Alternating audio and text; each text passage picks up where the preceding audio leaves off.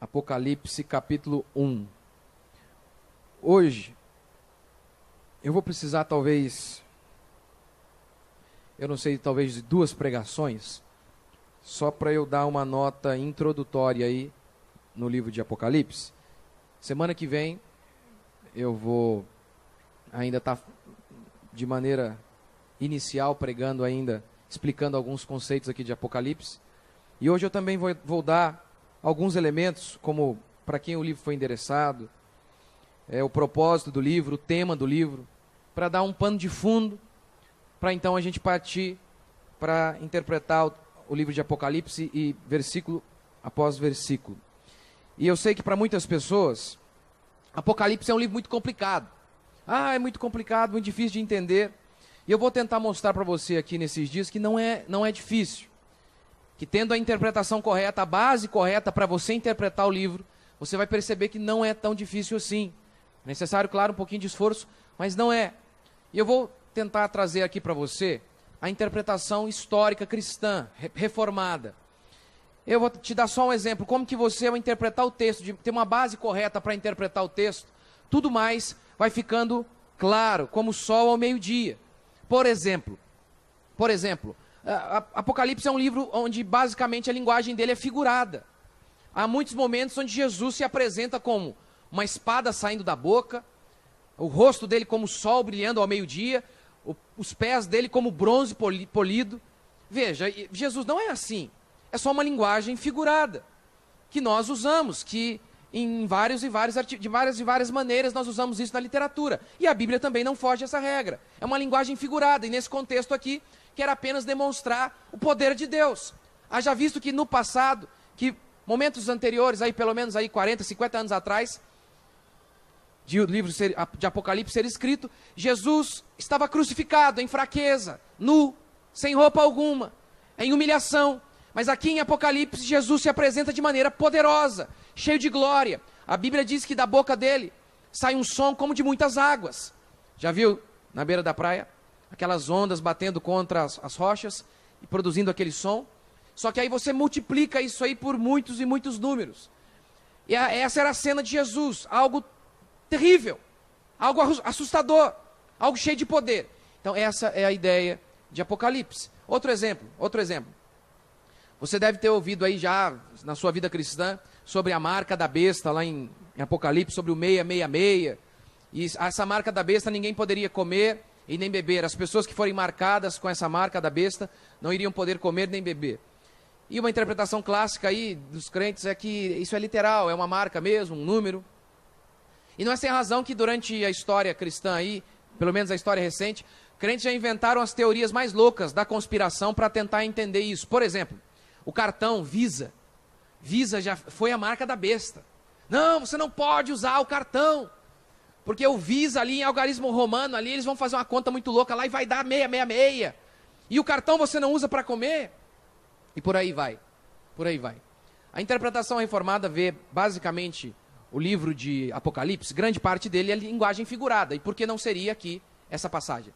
Então, por exemplo, a interpretação básica dessa passagem em relação ao 666, e aqui eu já vou dar uma interpretação, já um dos princípios de Apocalipse, que Apocalipse, o livro de Apocalipse não está falando apenas de coisas que vão acontecer lá depois dos 45 minutos do segundo tempo. O livro de Apocalipse não está falando de coisas que vão acontecer apenas lá no finalzinho de todos os tempos. Não. O livro de Apocalipse fala do fim dos tempos, e a expressão fim dos tempos na Bíblia não se refere apenas aos últimos minutos, quando vai acabar o mundo. A expressão fim dos tempos na Escritura se refere à primeira vinda de Jesus Cristo até a segunda vinda, ou seja, agora, que nós estamos vivendo agora.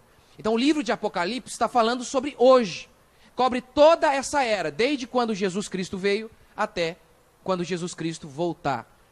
E aí então, entendendo isso, aí você volta lá para o 666, e a interpretação é para hoje, já está acontecendo. Aqueles que adorarem a besta, diz a Bíblia, vão ter uma marca em suas mãos. E aqueles que não adorarem, vão ter dificuldade para comer e beber. Vejamos, quando você, por conta de dinheiro, se torna desonesto, quando você diz, não, eu sou cristão no culto de domingo, mas o pastor não sabe o que eu tenho que fazer aqui no meu trabalho, eu preciso mentir muitas vezes. E se eu não mentir, eu não tenho o que comer. meu querido, você já está marcado.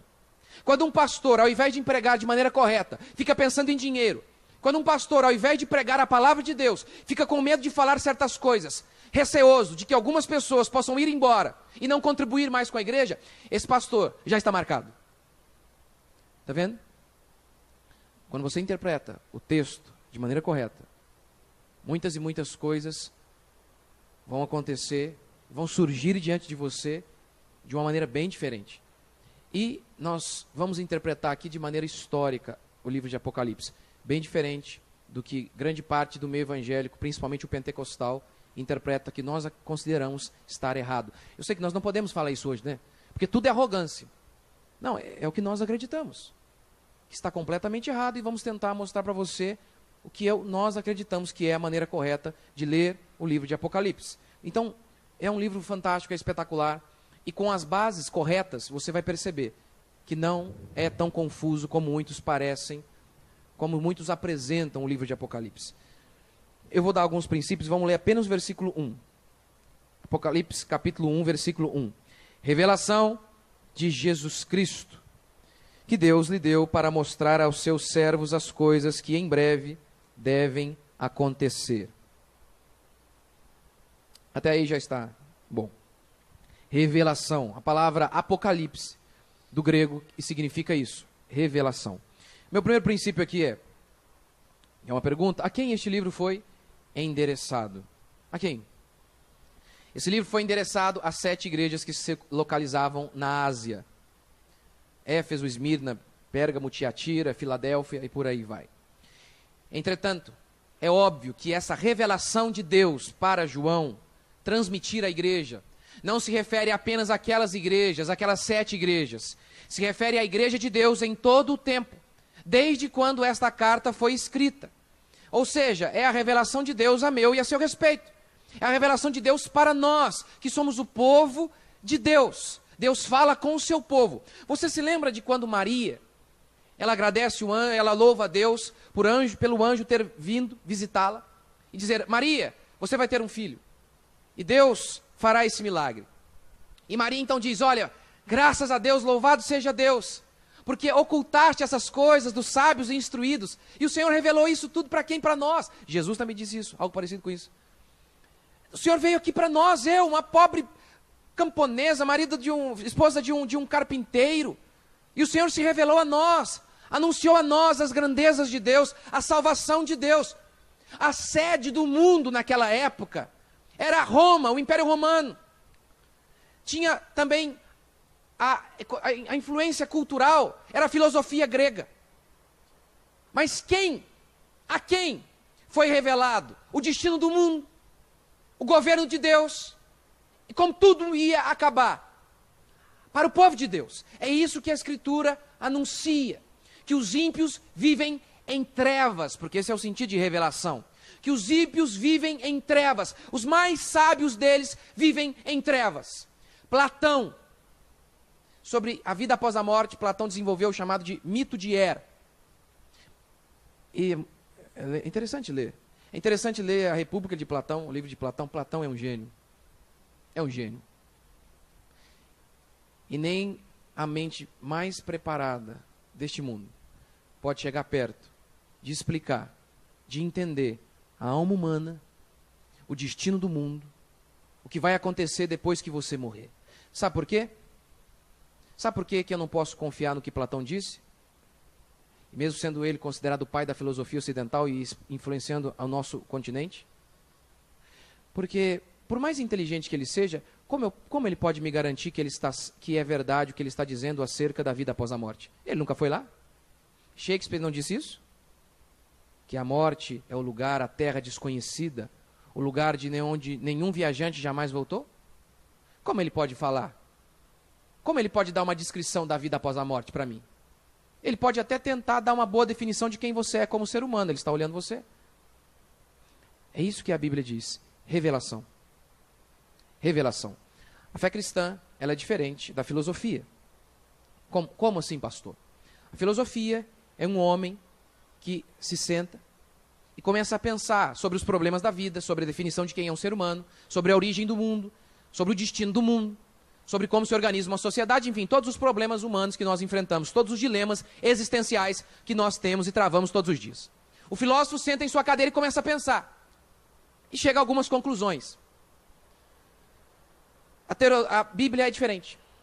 Paulo não sentou e começou a pensar sobre algo. João não sentou e começou a pensar sobre o que iria acontecer, porque esse é o tema de Apocalipse, revelação sobre as coisas que vão acontecer. João não olhou a política econômica do Império Romano e chegou a uma seguinte conclusão: com base nas diretrizes que o Império Romano tem tomado, eu acredito que futuramente vai acontecer isso, isso, isso. Com base na influência cultural grega sobre o Império Romano, com base na moralidade vigente, aqui, agora, eu acredito que o destino da humanidade vai ser isso, isso e isso. Não foi isso. Não foi isso que aconteceu. Diz a Bíblia que Deus falou com João. E talvez você possa me ouvir e estar dizendo: ah, mas isso é loucura. Eu não tenho o tempo para provar isso hoje, porque esse não é o meu tema. Mas por que é mais lógico acreditar que Deus falou com João do que acreditar que Platão está certo ou qualquer outro de nós aqui, qualquer um de nós está certo sobre a vida? Porque nós bem sabemos que eu e você e até mesmo Platão somos falhos. Somos limitados. Por mais genial que um homem possa ser, ele é limitado. Por isso que Paulo diz, não, e João também, o que eu sei, eu não aprendi com homem algum, Deus falou para mim. Deus ditou para mim. Foi o que aconteceu. A prova que eu sei que isso está correto é que várias e várias ideias de Platão deram em nada. Muitas e muitas ideias dele prejudicaram a sociedade de maneira assustadora. Muitas e muitas. Como, por exemplo, uma delas é que a sociedade devia cuidar das crianças. Essa é uma ideia platônica. E o resultado é, nós vivemos hoje o que Platão pregou. A sociedade devia cuidar das crianças, não mais a família. É o que acontece hoje. A família não cuida dos filhos. Quem cuida é o Estado, é a escola, é a creche. E o resultado são esses jovens perdidos que nós estamos vendo a cada dia. Sem vínculo afetivo, onde ele aprende o que é ser um homem, o que é ser uma mulher. Porque ele vive com um moleque e com professores ou sei lá quem, que está mais angustiado, que detesta muitas vezes criança e está lá trabalhando com criança. Mas essa era a ideia de Platão. Naufragou. Agora, as ideias bíblicas e as profecias bíblicas que foram reveladas aos profetas se cumpriram. Só em Jesus Cristo, 300 se cumpriram. Onde nasceria, onde viveria, onde morreria, como morreria. 300 profecias. Por isso, Maomé, Joseph Smith, dos Mormons, os Testemunhos de Jeová, Ellen White e as religiões que existem por aí, eles também dizem que Deus revelou a eles. E por que eu não acredito neles?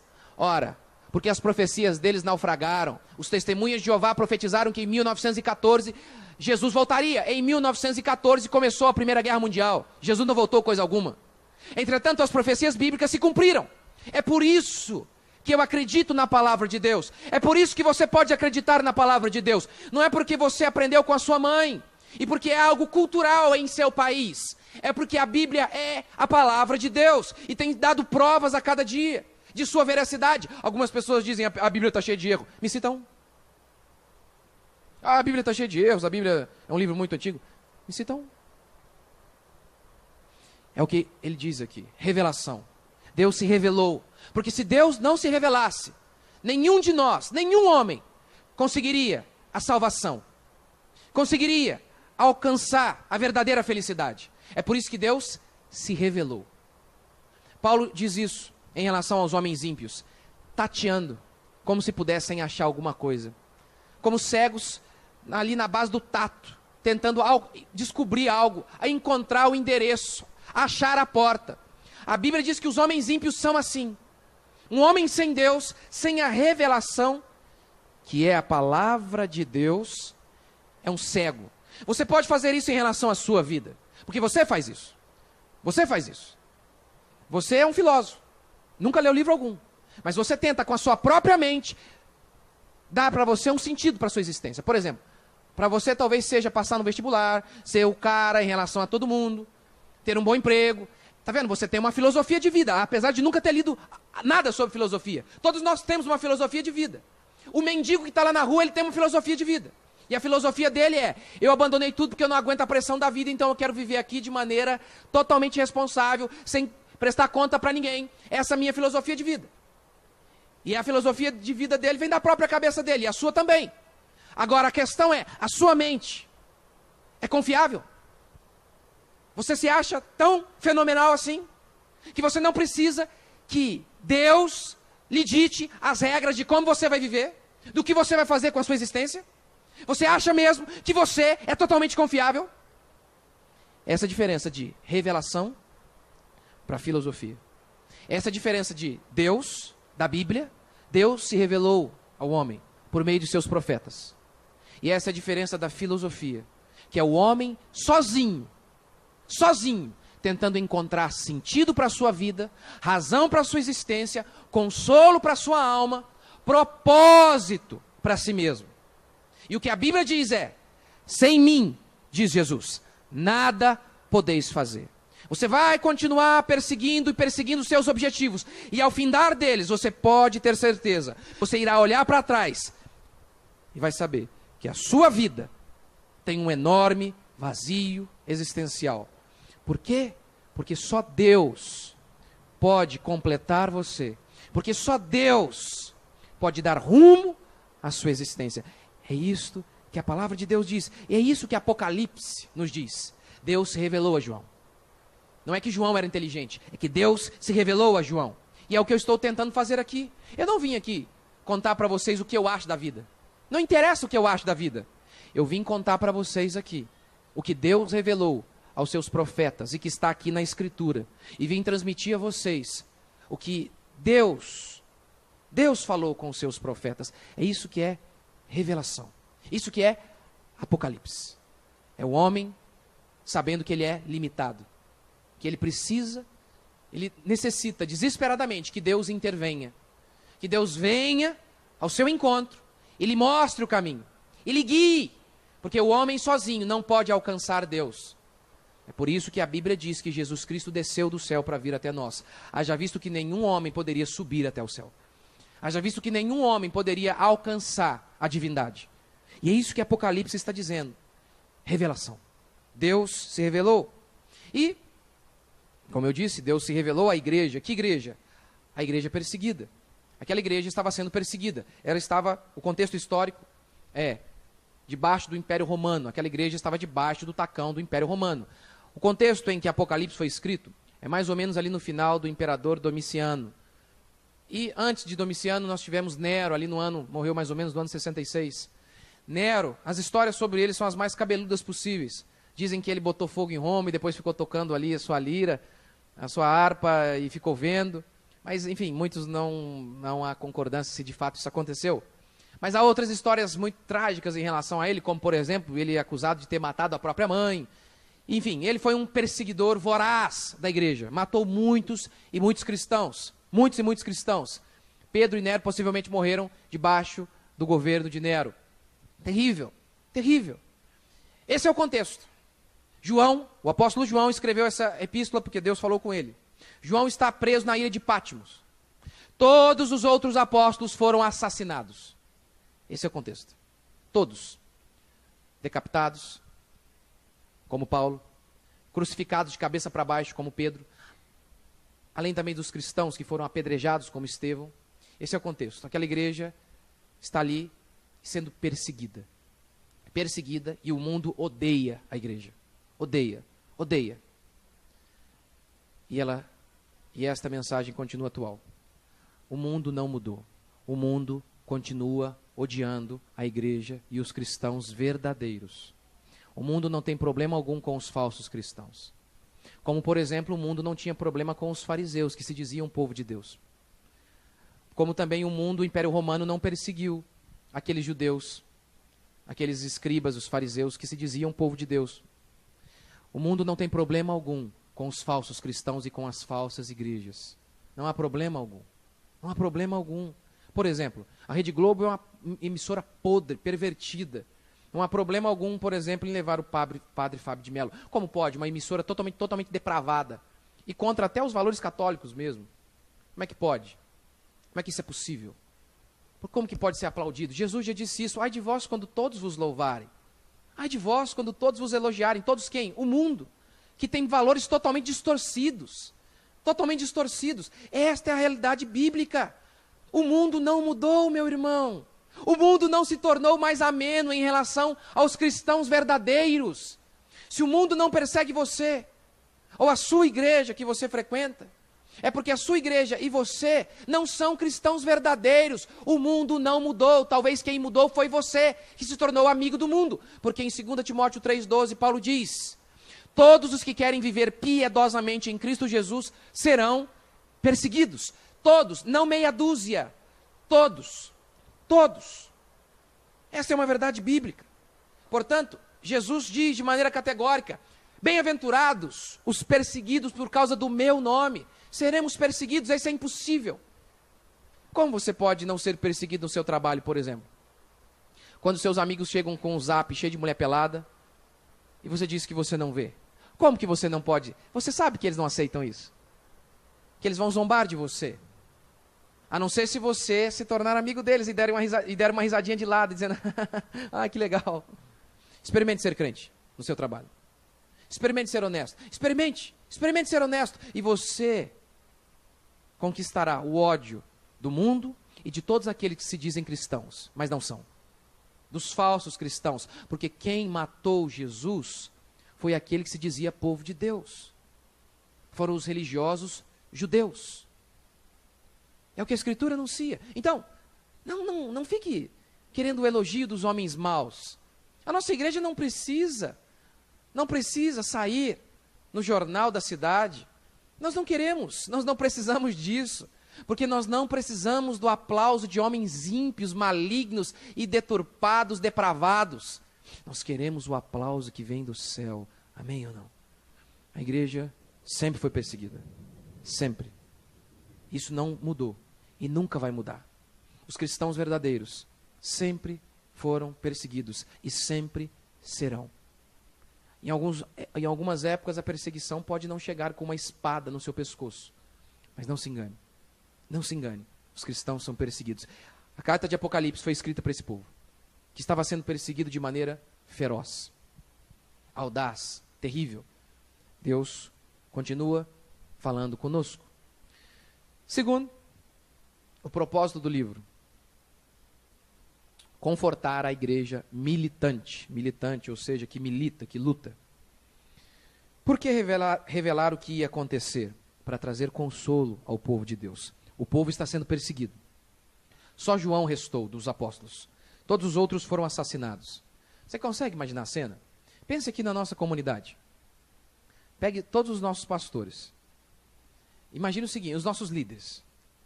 Aí está lá. E como que você imagina que aconteceu naquela época, né? Possivelmente eu penso assim, ó. Eles estavam lá fazendo um culto como a gente está aqui agora, e de repente o soldado romano entrava no meio do culto, arrancava o líder pelo pescoço e o degolava. Era assim que acontecia. Você imagina isso na nossa comunidade? E aí vem a polícia, entra aqui com uma espingarda, uma 12, e aí pega o William, mata o William. E mata todos os líderes, fica só eu. Porque eu estou com o microfone, então né, fica só eu aí. Todos os líderes são mortos. E a cada domingo você vem aqui e fala: ó, hoje eu vou PG lá, o PG do Paulo lá. Ah, morreu, Paulo, morreu, mataram ele ontem. Um soldado lá matou o Paulo. Consegue imaginar isso? Era o que acontecia. Como se não bastasse, muitos cristãos foram mortos. Talvez familiares deles morreram. E agora, eles estão vivendo nesse contexto histórico. Tem um imperador, onde há um culto ao imperador. E o que eles mais odeiam é isso. O cristão sabe que só existe um Deus, só existe um culto que é para Deus, não para um homem. Existia culto ao imperador, o culto a César. A idolatria imperava. O homossexualismo era via de regra no Império Romano e influenciado também pelos gregos, que viam com normalidade, naturalidade o homossexualismo. Esse é o contexto que eles estão. Para onde eles vão na rua, a idolatria, a imoralidade. Para onde eles estão? Para onde eles olham? E aqueles homens são poderosos, e aqueles homens ímpios e maus estão destruindo os cristãos. Aqueles homens bons, que pregam o amor, a justiça e o que é correto. O que você acha que eles devem ter pensado? Meu Deus, será que vale a pena? Vale a pena? Poxa, vale a pena servir Deus? Esses injustos parecem que não são punidos. Esses homens maus estão no trono e nós aqui na vala. Isso, Senhor, isso é correto?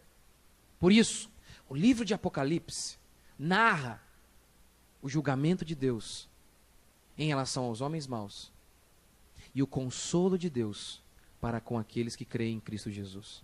Esse é um propósito central do livro de Apocalipse. Narrar o juízo de Deus em relação aos homens maus e o consolo de Deus para com os seus servos.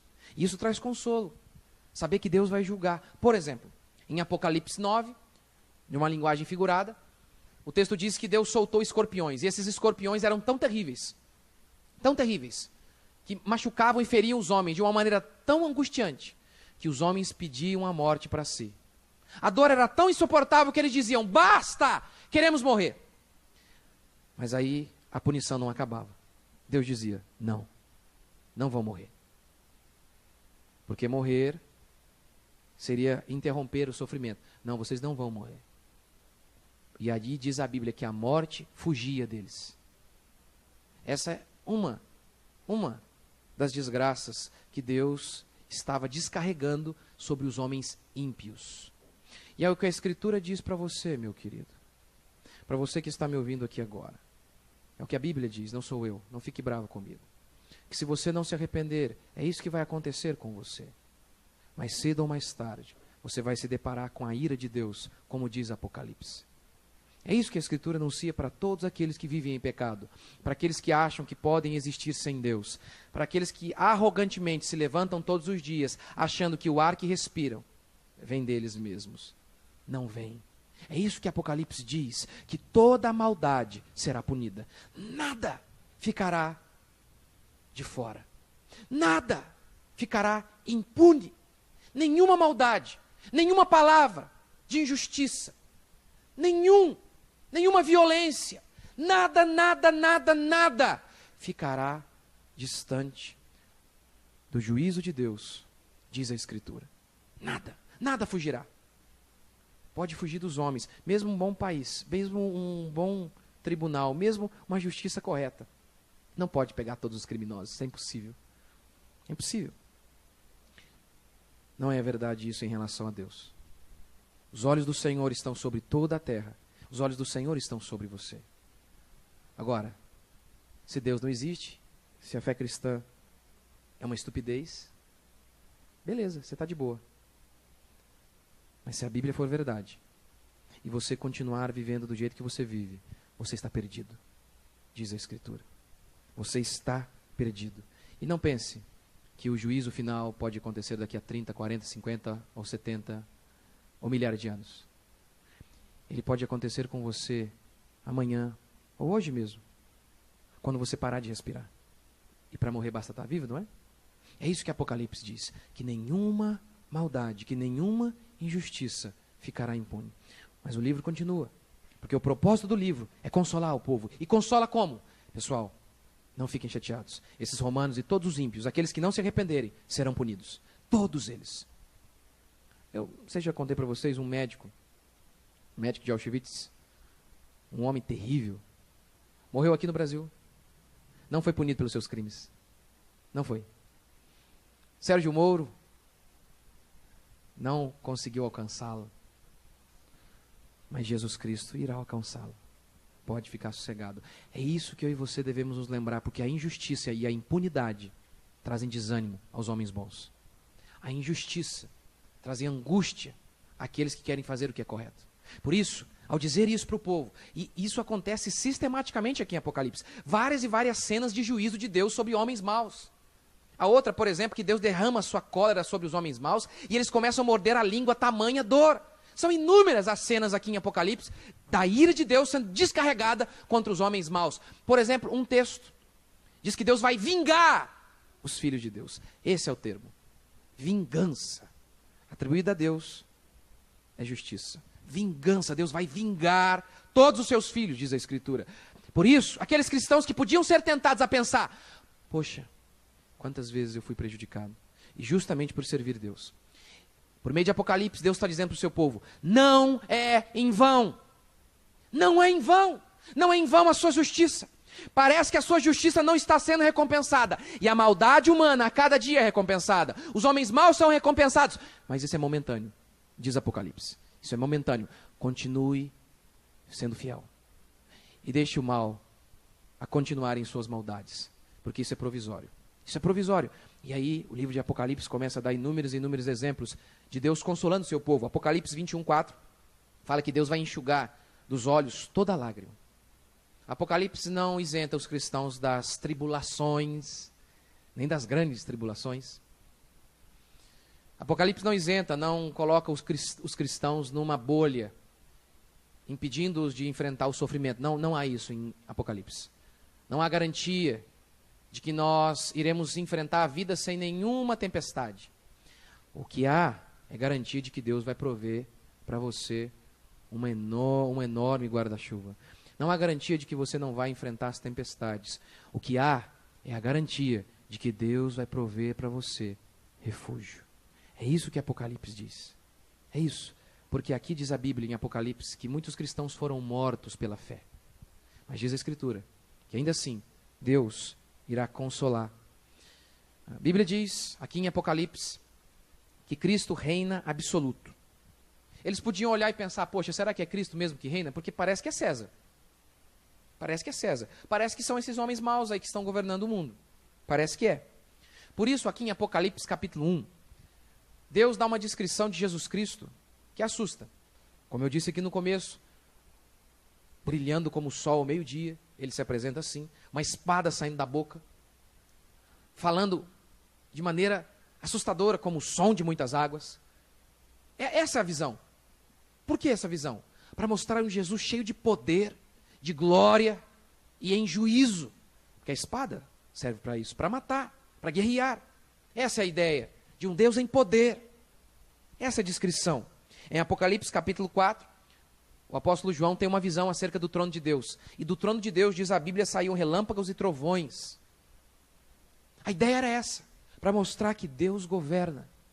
E tudo está debaixo do controle de Deus. Tudo. Até os políticos mais corruptos. Até aqueles políticos, até aqueles governadores romanos, aqueles imperadores romanos que estavam matando cristãos. Diz a Escritura que até isso, de alguma maneira, Deus estava usando. Que aquilo ali não fugia do controle de Deus. Que Deus governa absoluto. E hoje também. E este é o meu e o seu consolo. E terceiro, e último princípio, que é o tema de Apocalipse. A vitória do povo de Deus e o julgamento do mundo por meio da manifestação da ira de Deus. Eu vou dividir o tema ali em duas partes para ficar um pouco mais didático. Então, primeiro, a vitória do seu povo, do povo de Deus. Tem um texto que explica de maneira muito categórica o que eu estou querendo dizer, que está em Apocalipse 11. Em Apocalipse 11, Deus revela a João que iria permitir que duas testemunhas durante um bom tempo pregasse na terra. E nesse contexto, a besta que simboliza as forças malignas, o diabo e por aí vai, os seus servos, a besta, diz a Bíblia, que iria guerrear contra as testemunhas do Senhor. Vejamos o que acontece. Apocalipse, põe lá.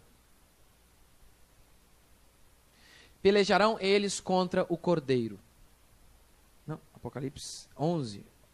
É o 11, não tem? Eu vou ler para vocês então. Mas ele mandou aí, ele colocou aí, ó. Apocalipse 11, 7. Eu vou ler para vocês. Quando tiverem então concluído o testemunho que devem dar, a besta que surge do abismo pelejará contra elas e as vencerá e matará. Diz o texto que quando as testemunhas de Deus tiverem concluído o seu testemunho, a besta, o diabo, iria lutar contra os servos de Deus. E olha o texto. Olha o que diz o texto. A besta vai vencer. A besta vai vencer. Depois que eu e você decidimos andar com Cristo, nós podemos, em alguns momentos, achar que nós estamos perdendo. Como nós estamos vendo aqui. Não diz o texto que a besta tentou. Não, diz que venceu, matou. Matou os dois servos de Deus. Depois que concluíram o seu testemunho, foram mortos. Nós não podemos passar por isso em alguns momentos da vida. Nós não podemos pensar, puxa, preguei, eu vivi uma vida santa, honesta diante de Deus, e o que aconteceu? Parece que eu só levei cacetada, que eu só andei na derrota. Lá no meu trabalho, o que eu ganhei por ser honesto? Eu fui, me posicionei, eu falei, agora isso aqui eu não aceito. E sabe o que aconteceu, pastor? Me mandaram embora. Oh, quantos homens de Deus, quantas testemunhas, quantos pastores honestos, por serem honestos, ganharam, sabe o quê? Uma bela de uma porta fechada. E aí, é nessa hora que muitos pensam, não vale a pena. Não vale a pena ser honesto. Porque parece que os falsos pastores, parece que se dão bem. Aqueles que lá prometem uma Lamborghini para o povo, aí enganam o povo de maneira mais explícita possível. O que acontece? A igreja deles está abarrotada. O pastor pode achar que ele está perdendo. Você pode achar que você está perdendo. Por ser fiel a Deus e, poxa, parece que o outro lá prospera mais. Lá no meu trabalho, justamente aquele cara mais safado, que o cara é desonesto, mas porque ele é puxa-saco do patrão, e justamente porque ele faz as coisas erradas é que ele tem avançado.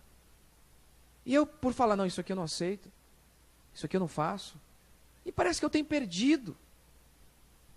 É isso que Apocalipse está dizendo, que é apenas aparente a vitória do diabo e do mundo sobre aqueles que são cristãos.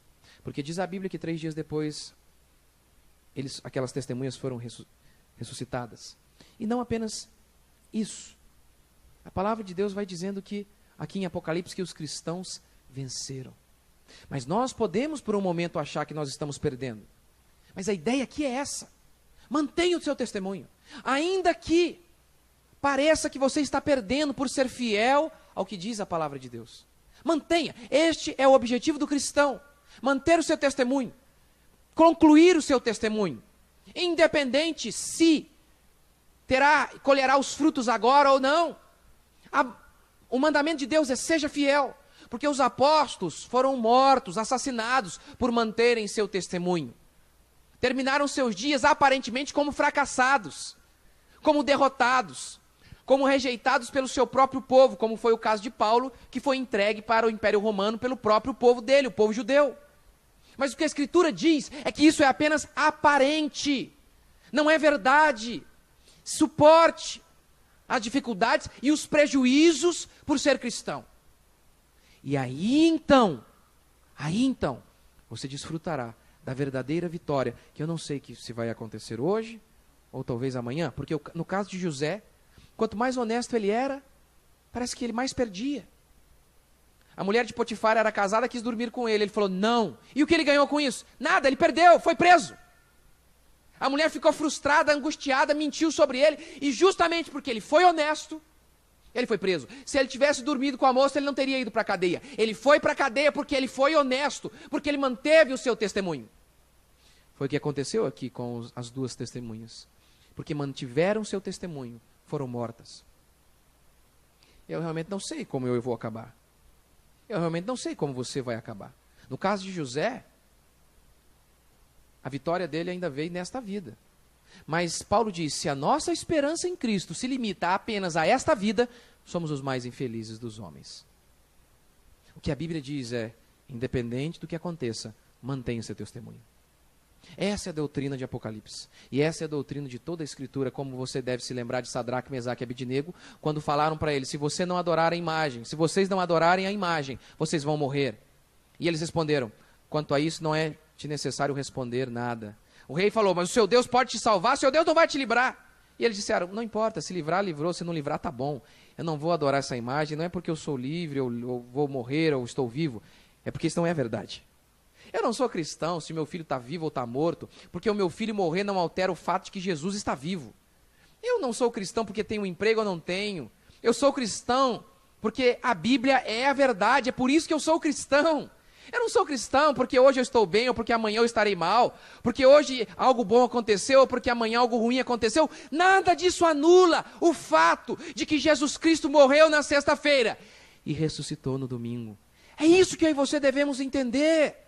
Nós estamos aqui, não porque nos sentimos bem, não é por isso. A sua fé não pode estar baseada nisso. Porque você veio ao culto e tocou um corinho legal, uma musiquinha legal, e você se sentiu bem. É isso que define o que você faz. É isso que define qual igreja você frequenta. Você precisa estar no lugar que você sabe que prega a verdade. E a sua vida deve estar ancorada na verdade. Porque o seu menino, quando for para a faculdade, o que vai sustentá-lo não é porque na igreja tem um grupinho de jovens legal. O que vai sustentá-lo lá diante daqueles ímpios é que ele saiba responder que nós não viemos de uma explosão cósmica e nem de processos aleatórios de seleção natural. É que nós viemos de um Deus criador poderoso e todo inteligente que nos fez, que criou os céus e a terra, e que ele tem uma resposta lógica para dar àqueles homens ímpios que vivem na loucura. Sim, porque eu é que sou louco? De dizer que uma mente inteligente fez o mundo? Ou eles que dizem que o pai deles é uma ameba? Sou eu que sou louco? É isso que sustenta o seu filho. É isso que sustenta você. A verdade. O testemunho. Foi o que sustentou aqueles homens, independente do fato de que, aparentemente, eles terminaram seus dias derrotados. O mundo não o ouviu? Não. O mundo, por meio da besta, crucificou. Matou aquelas duas testemunhas. A ideia é mantenha seu testemunho, porque o sofrimento do cristão é passageiro e a alegria do cristão será eterna, enquanto que a alegria do ímpio é passageira e o seu sofrimento será eterno. É o que a Escritura anuncia. Deixa eu ver aqui, versículo depois lá. Volta lá. Aí. Pelejarão contra eles, contra o Cordeiro, e o Cordeiro os vencerá, pois é o Senhor dos senhores e o Rei dos reis. Vencerão também os chamados, eleitos e fiéis, que se acham com ele. Quem vence? Deus e nós. Vejamos outra passagem. Apocalipse 5:10, falando do povo de Deus. E para o nosso Deus, os constituíste reino e sacerdotes, e reinarão sobre a terra. Essa é a profecia sobre os cristãos. Que eles vão reinar. É o que a palavra de Deus diz.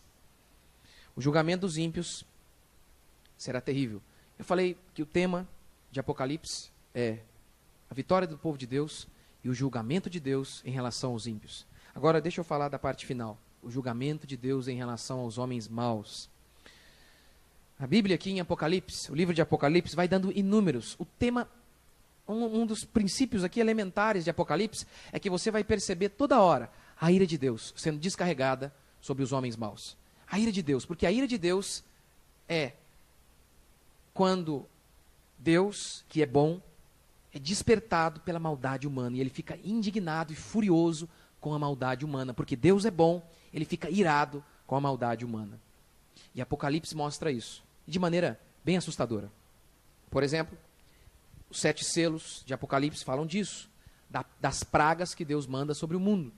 Apocalipse 6 fala dos cavalos, um cavalo que é só simbólico, queria trazer guerra, outro queria trazer fome, e outro queria trazer morte e inferno sobre os homens maus. Depois nós temos em Apocalipse as 7 trombetas de Apocalipse, do juízo de Deus. Diz a Bíblia, em Apocalipse, que uma trombeta toca e 1/3 da erva verde é destruída. Outra trombeta toca e 1/3 das águas é contaminado. E muitos homens morrem por não terem água potável. Outra trombeta toca, escorpiões se soltam e os homens ficam num estado de sofrimento tão agonizante que querem morrer, mas não podem. Depois nós temos as 7 taças. E na Bíblia sempre taça, muitas e muitas vezes a taça está falando da ira de Deus. O caso, pelo menos aqui de Apocalipse, é: uma taça é derramada sobre o mar, os animais marinhos morreram. Outra taça é derramada sobre o sol, os homens morrem queimados. Outra taça é derramada sobre o trono da besta. E diz a Bíblia que os homens maus estavam associados ao trono da besta. Quando Deus derrama essa taça, a ira de Deus se manifesta contra os homens e o sofrimento começa a tomar conta daqueles homens de tal maneira que eles começam a morder a língua. Essa é a descrição bíblica. É isso que Apocalipse diz, que Deus está irado contra a humanidade. É o que nós já lemos em Romanos 1,18, que a ira de Deus se revela do céu contra toda impiedade e perversão humana. Quando as pessoas dizem: ai, por que crianças morrem, por que mulheres morrem, por que pessoas são molestadas, e algum cristão não sabe dizer por quê. Ora, nós sabemos. Nós sabemos por quê. É porque a Bíblia diz que o salário do pecado é a morte, que a partir do dia que eu e você, que os homens abandonaram Deus, isso começou a acontecer por conta do pecado humano. Nós sabemos. Quando as pessoas perguntam, e alguns cristãos respondem, eu não sei, nós sabemos sim. O mundo vive debaixo da ira de Deus por conta da maldade humana. Agora veja, Martin Lloyd Jones disse o seguinte: se você retirar a doutrina da ira de Deus, vai sobrar bem pouca coisa para a gente pregar. Mas, engenhosamente, grande parte dos pastores conseguem fazer isso. Eles amam falar do amor de Deus, eu também amo, porque é doutrina bíblica.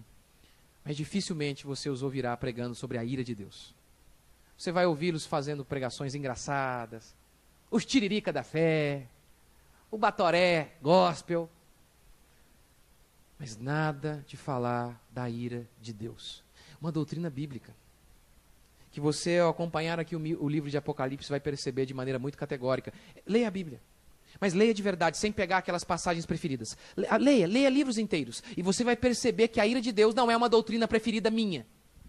É uma doutrina bíblica, pregada à exaustão na palavra de Deus. Nos evangelhos nós temos Jesus em uma cruz. Aqui, nós temos Jesus sentado em um trono.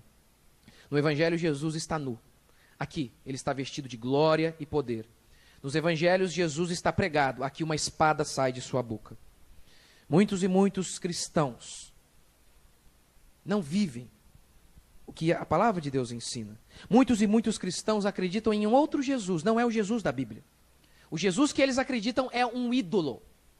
Um ídolo, você sabe, é tudo aquilo que não é Deus. É uma fabricação humana. Mas você não fabrica ídolo apenas de gesso. Você fabrica ídolo aqui na sua cabeça.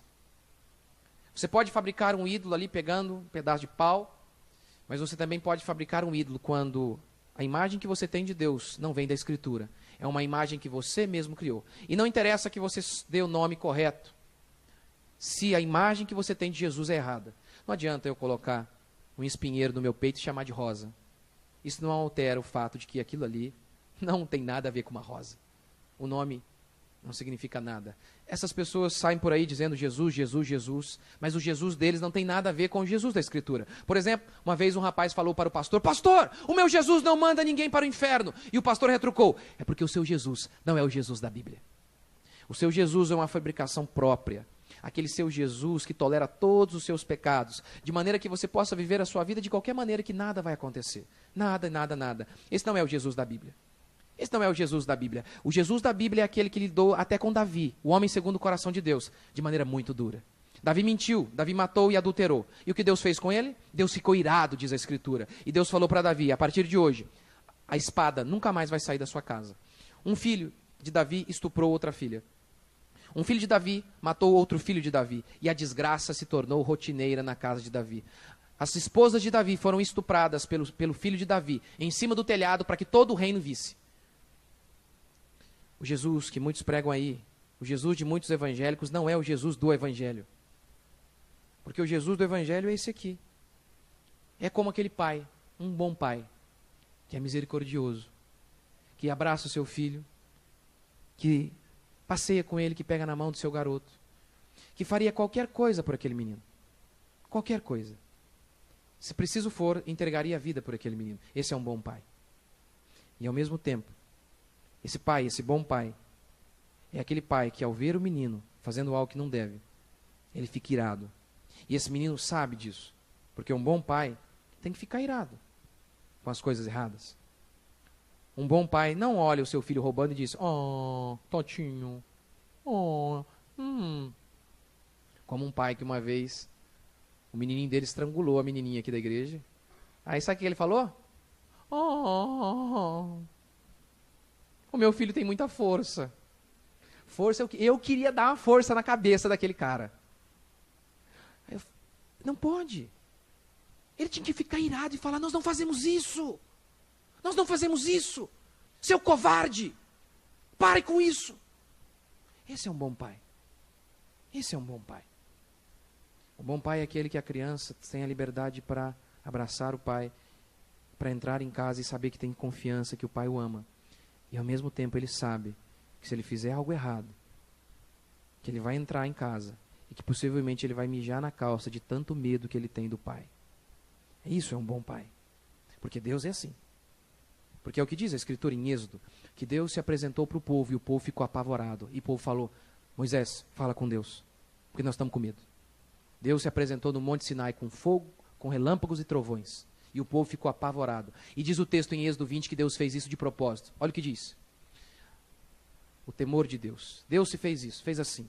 Para quê? A fim de que o temor de Deus esteja diante de vós. Para quê? Para que não pequeis. Então, se a sua imagem de Jesus é errada, o seu estilo de vida também vai ser. Se você vê Jesus como aquela coisa frouxa e molenga, que muitos evangélicos ensinam, que é um ídolo, não é Jesus, o Jesus bíblico, você será mais tolerante com o pecado. Agora, se você sabe que Jesus é Deus e Ele ama as coisas boas, Ele ama. E por isso Ele tem que ficar irado quando você faz o mal. Ele não vai olhar para você se você espanca a sua esposa e falar, oh, você bateu na sua esposa, oh, que coisinha, vai, tchucu-tchuca. Não. Diz a Bíblia em Malaquias, que quando um homem trata mal a sua esposa, olha o que Deus diz, que Deus não vai ouvir a sua oração, nem que você chore. Então, se você sabe que Deus é assim, porque Ele é bom, Ele tem que ser assim, você vai andar de maneira diferente. Não é sem razão que muitos evangélicos são podres e ímpios. É porque o Jesus deles é o Jesus da invenção de muitos e muitos pastores que querem pregar um ídolo para satisfazer o coração carnal de ovelhas carnais. Mas o Jesus bíblico é esse aqui, que é bom e por isso se ira em relação às coisas más. Esse é o Jesus da palavra de Deus. Até Platão já dizia isso. Olha, se nós colocarmos coisas imorais para as nossas crianças verem, ouvirem ou lerem, elas vão se tornar imorais. Tanto que eles diziam, olha, não dá para ler um monte de livro aí, de mitologia grega para eles não. Por exemplo, numa das histórias gregas, famosíssimas, Zeus, o Senhor Supremo do Olimpo, ele desce, se transforma em uma águia e faz de Ganimede seu escravo, na mesa e na cama. Outro mata a própria mãe, é um rolo, eram as histórias mais cabeludas possíveis. Absurdo. Uma mãe, uma deusa lá come os filhos, é um negócio cabuloso.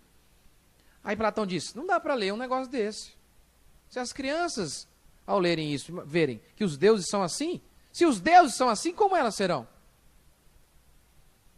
Entendeu agora? Se o Deus dos evangélicos é esse Jesus frouxo aí, que não é o Jesus bíblico, não é sem razão que eles também serão imorais. Porque é imoral, o Jesus deles é imoral. Já viu hoje o que é discurso moderno hoje evangélico? Não julgueis. Cita de maneira distorcida a palavra de Deus. Não basta, você condena qualquer coisa errada. Ele já diz, não julgueis. Esses dias um pastor escreveu o seguinte, nós não podemos falar do carnaval, porque nós já não pecamos também. Veja, claro que nós pecamos. Nós não estamos falando porque nos consideramos melhores, mas estamos falando contra o mal porque acreditamos que isso é bom para eles, para que eles saiam de lá. Mas olha a mente pervertida de um pastor, que acha que não pode falar mal do carnaval, meu Deus do céu. Se não poder pregar contra o carnaval, nós vamos pregar contra o quê? Mas essa é a mente evangélica vigente. Essa é a mentalidade de muitos evangélicos, porque o Jesus deles não é o Jesus bíblico, é uma criação, não de gesso nem de madeira, mas de ideias deturpadas e podres, frutos de um coração carnal, que ama criar um Deus de acordo com a sua própria semelhança e imagem. É isso que a Escritura anuncia, mas não é isso que a Bíblia diz em relação a Jesus Cristo, ao Jesus da Bíblia. O Jesus da Bíblia é misericordioso, misericordioso para com os pecadores arrependidos. Mas Apocalipse também vem mostrar que Jesus é implacável em relação àqueles que permanecem com o coração duro. E aí vale lembrar o que diz Hebreus, que horrível coisa é cair nas mãos do Deus vivo. Eu lembro, para encerrar, tinha dia, irmãos, meu irmão, uma benção, eu queria matá-lo. Oh, meu Deus, um dia ele tacou uma pedrada na minha testa, você acredita?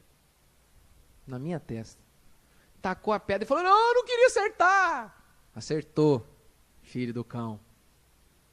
O melado escorreu. Eu voei para cima dele. E na época, eu sou 4 anos mais velho que ele. Hoje, só com uma 12 para eu derrubá-lo. Mas na época eu era mais forte. Eu voei para cima dele, louco para matá-lo, para dar uns... Eu lembrei de quem? Eu lembrei que meu pai não aceitava, em hipótese nenhuma, que a gente brigasse. Não aceitava. Aí eu pensei, rapaz, eu até quero matar o meu irmão, mas eu não... Pelo menos nesse momento aqui eu não estou amando muito meu irmão, mas eu me amo. E se eu matar o meu irmão, eu vou morrer. Porque o meu pai vai me matar. Ele vai me pegar e aquele homem é bravo. Um dia ele deu um tapa em mim, eu fiz xixi na calça, rapaz. Terrível. A sua concepção de Deus vai influenciar assim o seu dia a dia. É isso que Apocalipse tem para dizer. Apocalipse, muito mais do que falar sobre o que vai acontecer, sobre o destino da humanidade.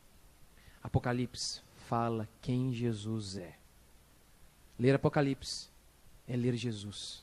Estudar Apocalipse é conhecer o nosso Deus e nos enchermos de temor, como diz Provérbios, porque o temor é o princípio da sabedoria. Vamos ficar de pé? Apocalipse capítulo 1. Hoje, eu vou precisar talvez